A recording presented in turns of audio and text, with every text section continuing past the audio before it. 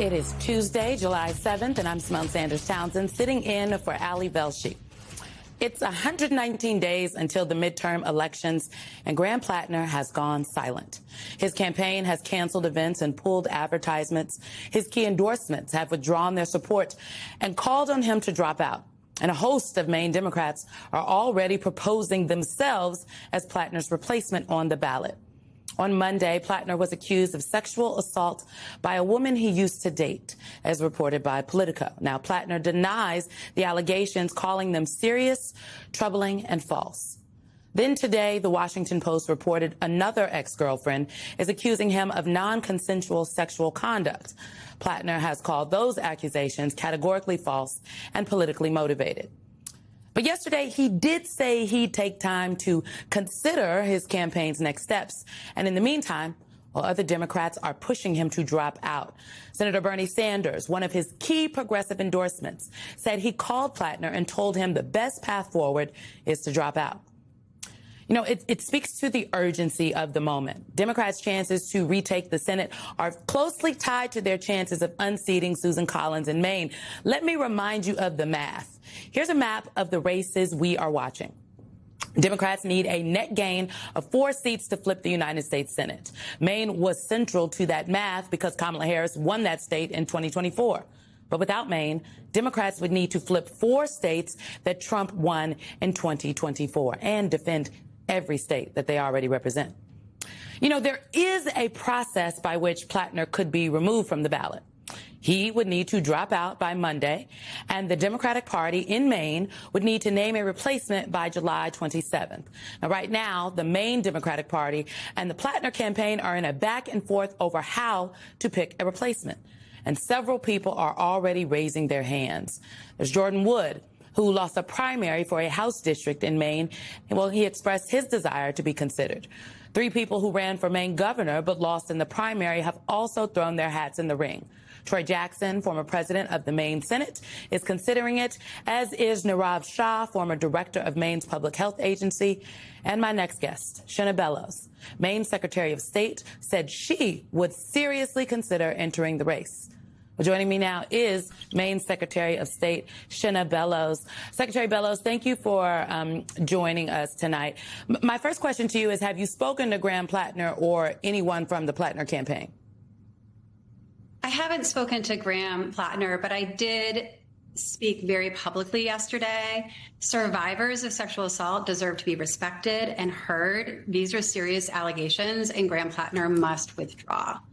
And I think Jenny Rassicot has been extraordinarily brave.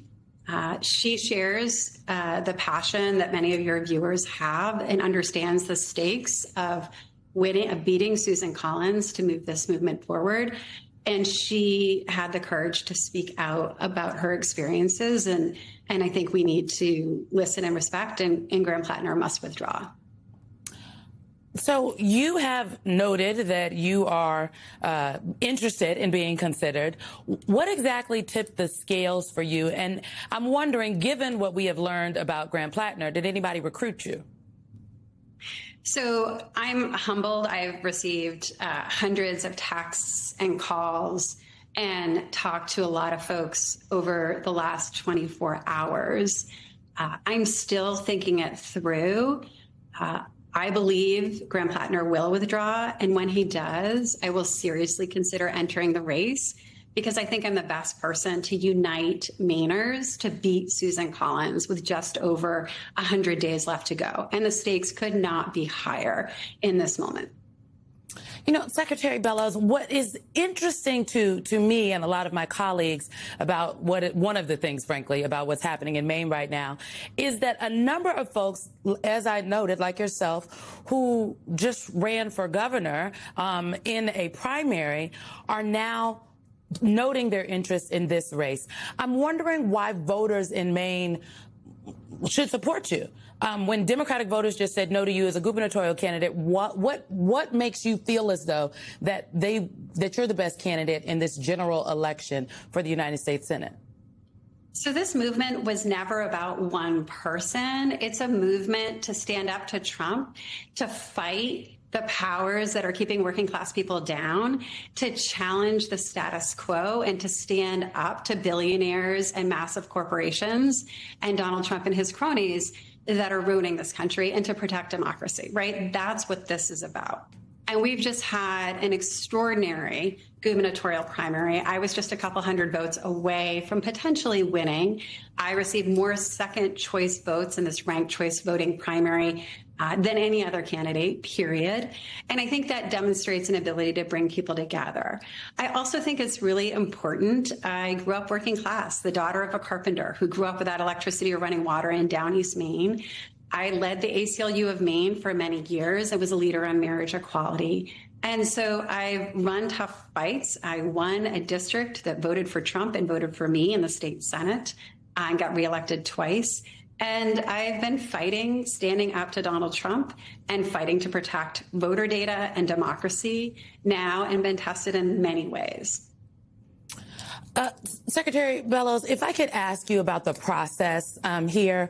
It is very interesting to me that the legislature, the law, sets out what needs to happen, right? That is, by Monday is the ballot deadline. Monday at 5 p.m., Graham Plattner has to say whether or not he's still in this race. And then the July 27th date. Those are things that are set out by the law. What is not set out in the legislation is the how. And there are a lot of voters out there right now, specifically in Maine, that some people I talked to today that said they're having flashbacks to 2024. And there are folks that feel like that there was not a transparent process ran in 24 after Joe Biden dropped out of the presidential race. Now, I have thoughts about that, but we're not going to go there. My question to you is, how can you ensure to voters that this process is going to be transparent, it's going to be fair? Are you willing to commit to saying that you will only consider this if there are debates planned, if there are town halls? What is your criteria? Absolutely. I think the process needs to be as open and transparent as possible. The law is very clear. There is no moving that deadline. The party must submit a replacement candidate after Graham Plattner withdraws by the deadline of Monday, the 13th at 5 p.m. They must submit a replacement candidate by 5 p.m. on Monday, the 27th of July, the fourth Monday of July. And so all of those things have to happen in a very compressed timeline, but I think it's extraordinarily important that there be inclusive, transparent participation from as many voters as possible. Because again, this is not about any one person. It is about the movement, and it's about winning the U.S. Senate and who can bring the most people together and organize a winning campaign in just over 100 days. Do you think there should be debates? Oh, absolutely. I want to take a turn before I let you go, because there is some news today that definitely startled me and stood out to the team. ProPublica reported that today more than a dozen states, including your state, received a letter from the Department of Justice which threatened to prosecute election officials for failing to remove non-citizens from their voter rolls. Now, I don't think I need to educate you, Madam Secretary. Non-citizens are legally not allowed to vote. But are you concerned that the federal government is going to send election monitors to Maine, as they have indicated they will in Michigan? And are you concerned that potentially you could be targeted and jailed? So, yeah, I received one of these love letters today from the Department of Justice reminding me how to do my job, which I already know. Thank you very much. And so did colleagues of mine across the country. And quite frankly, this latest love letter, or nastygram, depending on your perspective, is not worth the paper that it's printed on. It's hardly a threat. I think the Justice Department's time would be better spent educating the president on his constitutional obligations and responsibilities. But I also think we can't underestimate the threat from a desperate man with delusions of 2020 and who's terrified of losing in the midterms, losing hugely, and he will. Make no mistake, we are going to win in Maine. We are going to win all across this country. And so as election officials, it's our job to sort out the real threats from the laughable ones. Today's letter falls in that latter category. We're all following the law. We're all following the National Voter Registration Act, which is what they've reminded us to follow. That's what we do every day. But also to be prepared for the real threats that will come, because these folks are desperate. They're huge losers, and they'll stop at nothing. And I think we need to be prepared to fight with everything that we have, but also to be strategic and not panic about things that are ridiculous. Thank you, Maine Secretary of State Shenna Bellows. We appreciate your time tonight.